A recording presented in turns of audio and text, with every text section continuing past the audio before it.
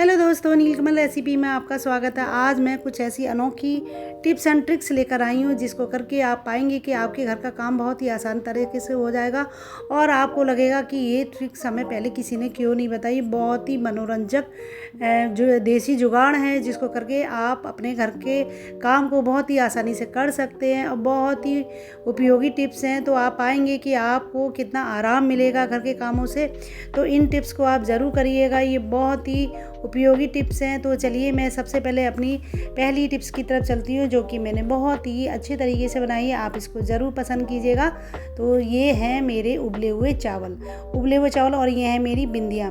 पता है, जब बिंदी हमारी पुरानी हो जाती है, उनका जो पेस्ट होता है माथे पर लगाने वाला वो एकदम ख़राब हो जाता है। हम माथे पे बिंदी लगाते हैं तो बिंदी हमारी छूट के गिर जाती है, तो बहुत ही परेशानी होती है कि क्या करें, क्या लगाएं। आजकल पेस्ट भी पता नहीं कैसे होते हैं, माथे पे हमारे इन्फेक्शन भी होने का डर रहता है। तो ये मैंने लिए हैं अपने घर के उबले हुए चावल।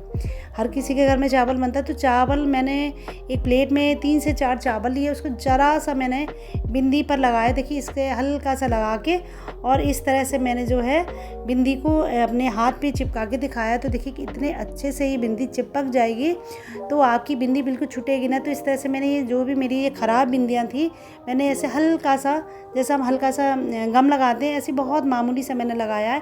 तो देखिए ऐसे बस लगा के बस ऐसे कर दिया है। तो इस तरह से मेरा जो चावल का जो इस पर मैंने पेस्ट लगाया, इससे बिंदियाँ इतने अच्छे तरीके से चिपक गई हैं कि आपको किसी पेस्ट की ज़रूरत ही नहीं पड़ेगी। और साथ ही आपके माथे पर कैसा भी कोई भी इन्फेक्शन नहीं होगा, क्योंकि कभी कभी पेस्ट ख़राब होता है बिंदी के पीछे, तो उससे माथे फंगल इन्फेक्शन होने का डर रहता है। तो देखिए मैंने इस तरह से बस ज़रा सा लगाया, इस तरह से मैंने बिंदी चिपका दी है। इस तरह से आप अपने माथे पर ये बिंदियाँ लगा सकती हैं, आपके माथे पर कोई भी शिकन नहीं आएगी। तो देखिए कितने अच्छे तरीके से बिंदी चिपकी है। इनको हम पानी में भी धुल लेंगे और देखिए मैंने पानी में धुला है, बिंदी बिल्कुल नहीं छूटी है। आपका बहुत ही बढ़िया घरेलू उपाय है। आप चावल भी खाइए और साथ में अपनी बिंदी को इससे चिपकाइए भी।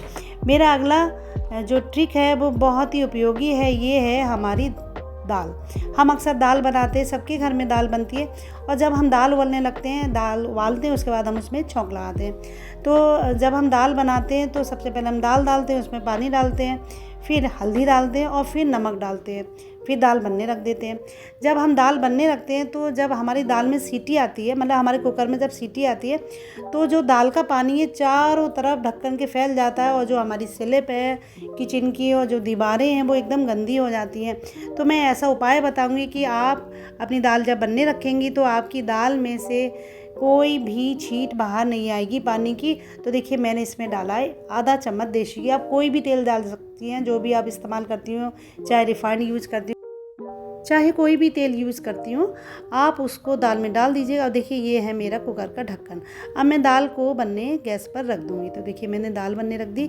अब इसमें सीटी आई तो देखिए बिल्कुल भी दाल का पानी बाहर ना निकला, ना कोई दीवार गंदी हुई है, ना ही मेरा कुकर का ढक्कन गंदा हुआ है।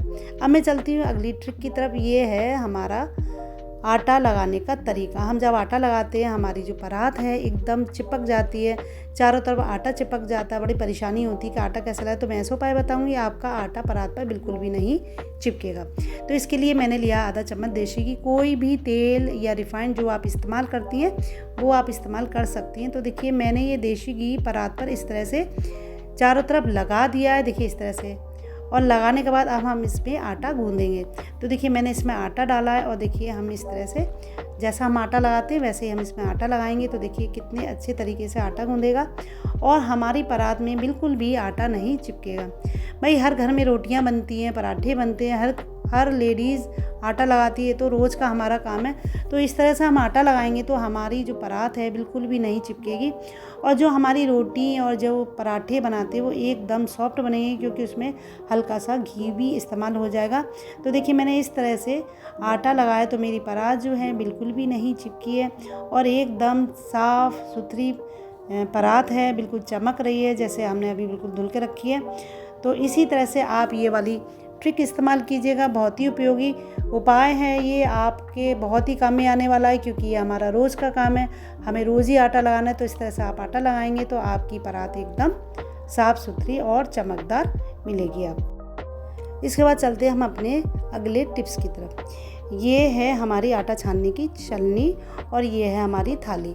हम जब आटा छानते हैं तो परात में छानते हैं तो हमारा आटा बाहर नहीं गिरता है, लेकिन कभी कभी हमें किसी कटोरे में आटा छानना होता है, हमें कुछ बनाना होता है, तो हम उसमें आटा कैसे छानें, ये बड़ी परेशानी होती है। तो मैं ऐसा उपाय बताऊँगी कि आप किसी भी कटोरे में रखकर आटे को छान सकते हैं। तो देखिए मैंने एक कटोरी के ऊपर इस तरह से चलनी को रख दिया, फिर मैंने एक छोटी कटोरी में आटा लिया है और उसको इस तरह से चलनी के ऊपर रख दिया है।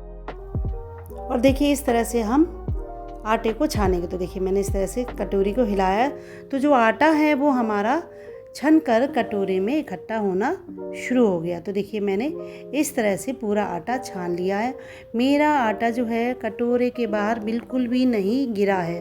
तो इस तरह से आपको कभी भी कटोरे में आटा छानना हो तो आप इस तरह से किसी भी कटोरी में करके चल्ली में रख के इस तरह से आप आटा छान सकती हैं। बहुत ही उपयोगी टिप्स है, इसको आप ज़रूर इस्तेमाल कीजिएगा। इसके बाद मैं चलती हूँ अपनी आखिरी टिप्स की तरफ। ये है हमारा नमक।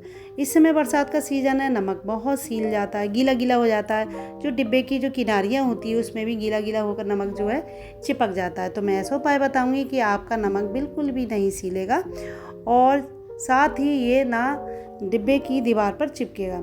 तो इसके लिए मैंने लिया है ये पेपर नैपकिन। अगर आपके पास पेपर नैपकिन नहीं है तो आप कोई भी पेपर इस्तेमाल कर सकती हैं, जैसे अखबार भी आप इस्तेमाल कर सकती हैं। तो एक पीस आप अखबार का लेकर या पेपर नैपकिन का लेकर उसमें 1 चम्मच के आसपास आप रखेंगे उसमें चावल, और चावल रखने के बाद हम इस पेपर नैपकिन को इस तरह से मोड़ देंगे और मोड़ने के बाद उसमें हम लगा देंगे रबड़ बैंड, और रबड़ बैंड लगाने के बाद हम इस बॉक्स में इस चावल की पोटली को डाल देंगे।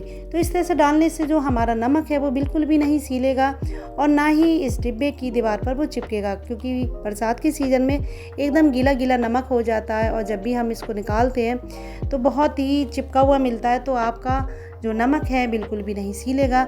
ये बहुत ही उपयोगी उपाय है, इसको आप ज़रूर करिएगा। और मेरे ये उपाय, मेरे ये देसी जुगाड़ आपको कैसे लगे, मेरी ये टिप्स एंड ट्रिक्स आपको कैसी लगी, मुझे कमेंट बॉक्स में ज़रूर बताइएगा। और आप अपने दोस्तों में इस वीडियो को शेयर कीजिएगा।